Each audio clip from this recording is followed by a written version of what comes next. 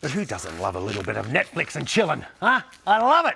Okay, let's go and take a look at the markets, how they're faring for the end of the week. The FTSE, the London, FTSE 100, I should say, in London, rebounded today as investors took some hope from some fresh signs of an easing trade war between the United States and China. I'm going to talk about that more detailed in a minute. Europe was also, let's take a look at Europe, going to flash through these. Europe is also higher, the same old story, that trade story driving, it's pretty much driving the markets all around the world. Now, Nikkei, Tokyo also closed higher. Tokyo was tracking those gains that we saw on Wall Street. Wall Street did very well, again, off the back of these reports out of Washington. And Brent crude also up at the prospect of this easing trade tension between China and the United States, up 1%, $61.84 barrel. Bam. Let's get rid of that. Okay, I want to talk about that particular story now and talk about some positive signs, perhaps, more fresh signs at least, that China and the US are moving towards resolving this very bitter trade dispute. It follows a report on from the Wall Street Journal, which reported that although it's been denied, I have to say, it has been denied by Washington, but it did say, the report said the US Treasury Secretary Stephen Mnuchin has proposed lifting tariffs on Chinese imports. Yeah. Ed Stringham is president of the American Institute for Economic Research. He joins us live from New York, and a familiar face. Hello, my friend. Good to see you. Hey, Aaron. Nice to see you. Hey, Ed. Explain this to our global viewers, because I'm getting a sense this all comes down to two very powerful people in the White House. One, Robert Lighthizer, who is the U.S. trade representative, if you will, and then you've got Steve Mnuchin, the U.S. Treasury Secretary. Both of them have very different opinions on how to deal with China, right?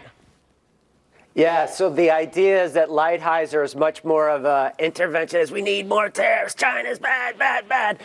Mnuchin, more of the economist-style person. We should have markets. We should have free trade. And there's this clash between these two guys. And markets are like, no, tariffs, stop this, don't do this. And then yesterday, this report came out in the Wall Street Journal that we might not be having these tariffs hammering markets. And all of a sudden, the market's like, whoa. We can actually do things again. And we saw globally markets going up a lot, the United States markets going up a lot, because tariffs are basically taxes on the economy, taxes on business, taxes on consumers. And Ed, am I right by also we're getting murmurings that we know that President Trump has always stood in the Lighthizer camp, if you will, but maybe he's sort of moving more over to Mnuchin. He wants a deal. The president wants a deal. Yeah, it's always unclear what he said, what he believes. I mean, a while back, he's like, I'm a tariff man. And that really, I think, causes a lot of disruption in markets. But these are self-inflicted wounds, I would say. And if they stop from doing that, they refrain from imposing those harmful taxes on the economy, that's going to be really good for markets. Yeah. I'm going to throw this out to you, because there are some, look, yes, lifting the tariffs and trade is important, but what the US and other countries want, certainly Europe and that, is, more strict regulation on IP theft, right? Stealing the technology. But let me put this to you. Some out there will say, why don't we just let China continue what it's doing to get access to foreign technology, because that's part of its progress, part of its development. And some people will point to the West. Here's a small example. The United States growing its economy in the early days. Some will say it stole jet engine technology from the Brits. It's been done before. Yeah, we really appreciate that. Thanks, Aaron.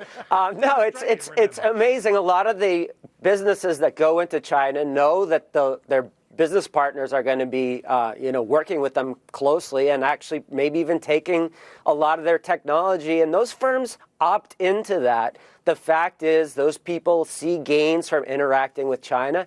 At the end of the day, those companies benefit. Consumers in America benefit. So I think this whole trade war thing and the IP thing is actually a distraction. I'd love to see a world with zero tariffs. And even the president did say that before. So if that's where we're going, maybe we should be optimistic. And we do see that showing up in market prices over the past day. Yeah, and just very briefly, if we did see the US ease or completely lift the tariffs, one would imagine we would see China retaliate, if you will, and get rid of its tariffs on $110 billion worth of American stuff.